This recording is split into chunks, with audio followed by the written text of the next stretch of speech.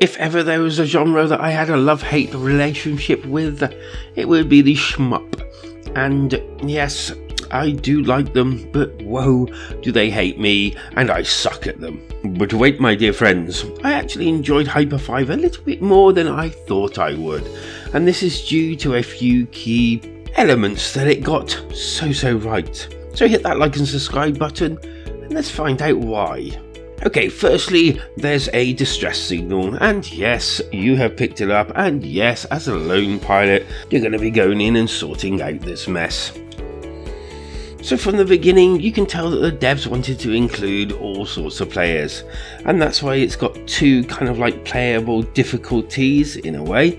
One for people like me that pretty well suck at these sort of games, and one for the hardcore players that don't want their genre dampened down for newbies and those people that can't play them, damn you. And I'm pretty glad they've added this to it, because I suck at these games. But I didn't suck so much at this one because of this reason. Thank you very much.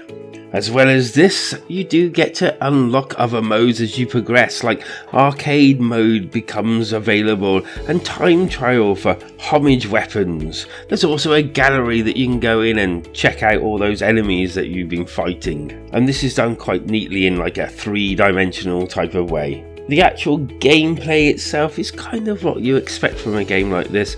It's side-scrolling, you shoot a load of enemies, and trust me, there are loads of different enemies, which is a pretty good thing because it doesn't get as boring as quickly.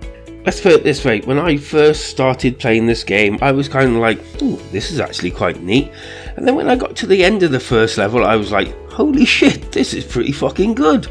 And then it did it again for the second level, but instead of getting to the end of it thinking, this is pretty blooming good, the middle of the level had a wow factor as well. And then the third level, well, that was just a wow factor in itself. And then there's the weapon system, which is pretty cool as well. And basically, the game is kind of like a roguelike as well as a shmup, and this works incredibly well. And this roguelike effect is probably one of the effects that have kept me coming back time and time again to this game. You see, every time you complete a level, you gain points, and these are also points from a checklist of to-dos, and once you've done them, it checks off at the end, and basically you get to spend these points in an armory. And trust me when I say there are so many objectives, you will not get bored of trying to get them all. Your weapon systems are basically your main guns, a missile set, and tech offensive and defenses, and system outriders, which kind of like support your ship. So apart from the weapons and the obvious, you get to put up your speed, and you also get to put up your armor of your actual craft. This is good considering I really felt that it was so slow at the beginning, and so was your firing of your weapon.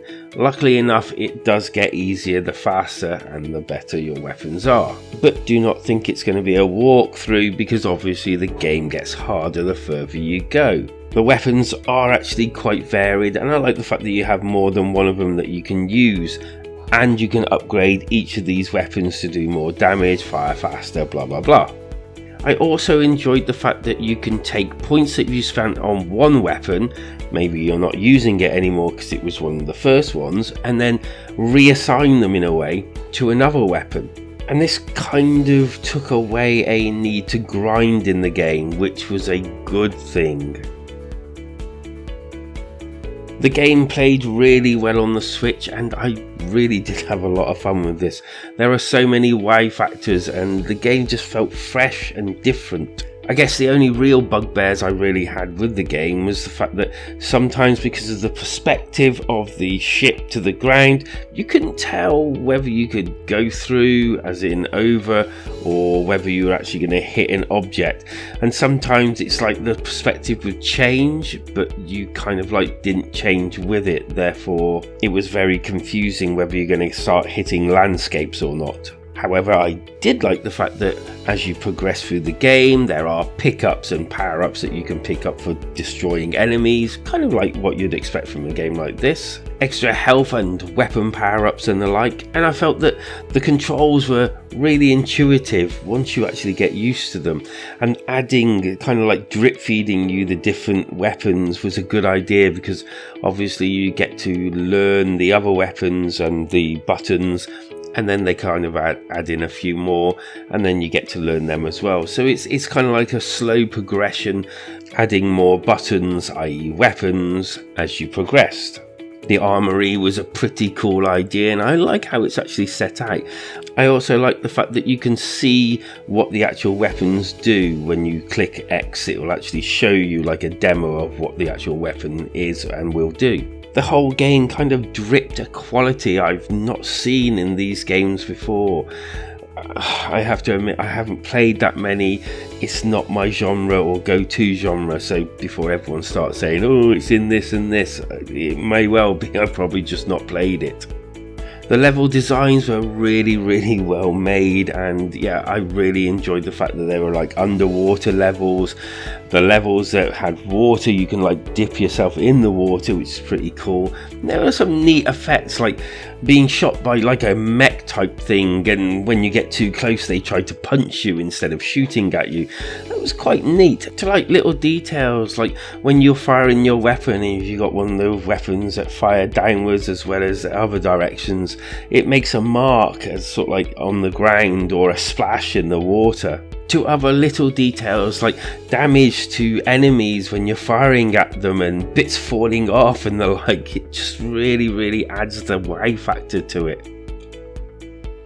Oh, and something you'll notice really early on, and you just don't get bored of it, or at least I didn't, and that's the speech. Yes, speech telling you that you've damaged or well done, or just talking to you. It's pretty well done. And again, it had that factor of giving the world kind of a oomph, a realism, kind of made you feel part of it.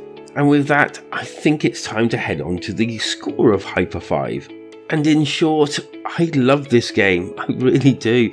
I haven't completed it yet, I will give you that, because it is so damn hard still with all those different factors. But I kind of think that's part of the point of shmups, isn't it? So, you know, you can't really take points off for it being difficult in a shmup.